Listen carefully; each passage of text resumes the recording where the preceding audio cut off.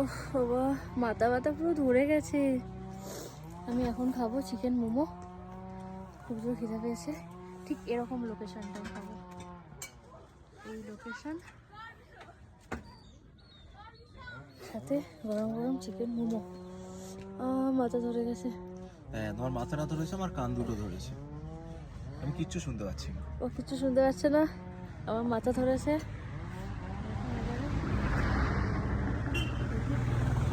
আসুক,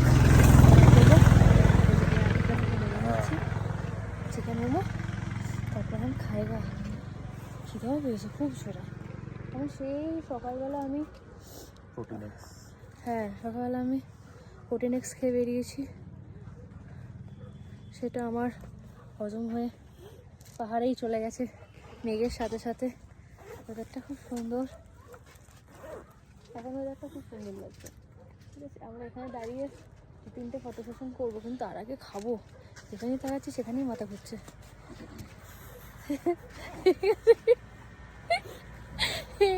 দেখো রাস্তাটা পুরো ক্লিয়ার বোঝা যাচ্ছে।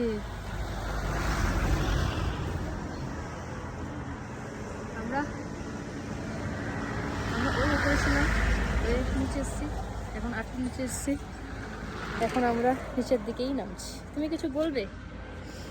কি গো, আমার রিলস তো ব্লগ হয়ে যাচ্ছে, তুমি কিছু বলবে?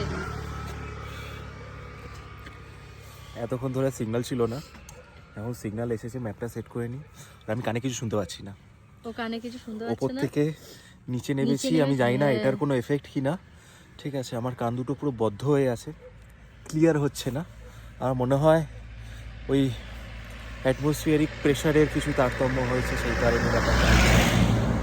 আর আমার বাইক দেখে বোঝা যায় আমার বাইকটা সত্যি অ্যাডভেঞ্চারে গেছিলো, যা অবস্থা হয়ে আছে এদিক ওদিক।